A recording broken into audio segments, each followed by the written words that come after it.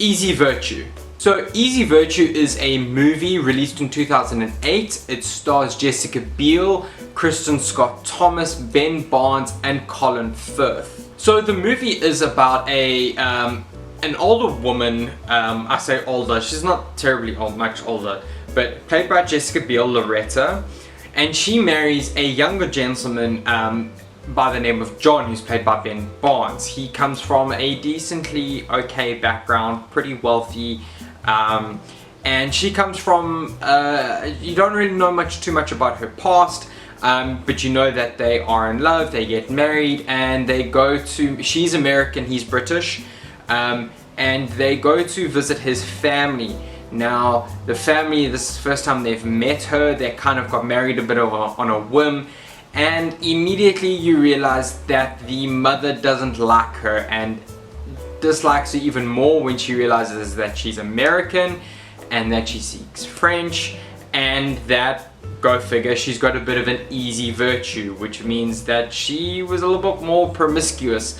This is based in the 1930s, so that's where it's set, so being like that back then was seen as not a very good thing. So they get to the house, and as I've said, the mother-in-law immediately dislikes her, but strangely enough, the father-in-law absolutely adores her.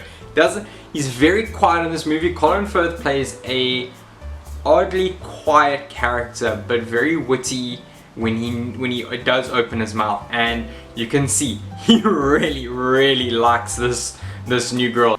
So straight up, I walked into this movie, I sat down for this movie. It was my wife's choice for movie night, and I'd never seen this movie, I'd never heard of this movie, and so I went into it completely not knowing what was to expect, and I have to say, the first hour of this movie is really good. Is some brilliant writing, witty humor, funny, and quite honestly, I would say that on the first hour of this movie, I absolutely loved it. There's a bit of an illusion that there's some dark history with more than one character, and so it's sort of like downplayed. It's like there is this history and this mystery, and it's one of those things where, okay, cool, but it's not like the main focus. It's going to become important later, but don't worry about it now. And they do that very well. So this movie is all about like love and what love is and what love means to people, and the first hour it's done in such a way that it's light-hearted. So there's witty banter between what is two very strong woman characters in the mother and Loretta, and it's one of those things where John just sort of sits back and lets it happen. He doesn't really stick up for his wife, but he doesn't basically agree with what his mom's saying. It's weird, and he kind of needs to try and learn how to love. And every now and again his father will say, well, you should go talk to her, or in that instance you should probably speak up a bit. And so he's trying to find his way, but the full focus of the story is on Loretta and her having to deal and accept this new family of hers. So you've noticed I've kind of hopped on about the first hour and how much I've liked it, but unfortunately this movie is an hour and 25 minutes long, so it's not a very long movie either. It's like an hour and 25 minutes, hour and a half long, and the last half an hour of this movie, it's not bad. It's not like it's made badly or anything like that, but I felt like watching this movie, I turned to my wife and I was just like, did I miss 15 minutes, 20 minutes? There's kind of like there's a very huge tonal shift that isn't like suddenly, that isn't like kind of gradually brought in, it's like sudden, it's like a drop.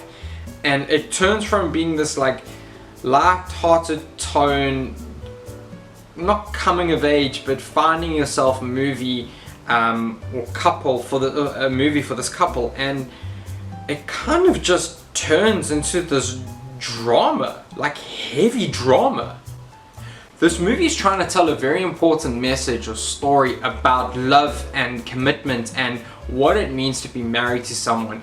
And they're trying to tell it in a way where it sticks out to people, but this movie doesn't know what it is. It feels like the first hour is a comedy. It is a light-hearted comedy with some banter and really like nasty remarks that you like surprised at, but it's pretty funny because that's the tone that they're giving off.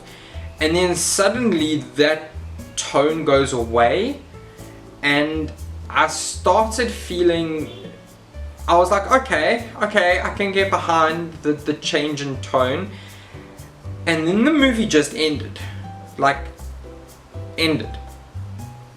Seemingly out of nowhere. I'm very disappointed with the way this movie ended, because you are led to believe that something's gonna happen, and you're led to believe that it's all going to kind of work out in a certain way, and it does, but not in a satisfying way. I felt very bitter, disappointed with its ending. It felt it took like a light-hearted movie, or what felt like a light-hearted movie, and left it on such a downer note. I felt like crap afterwards.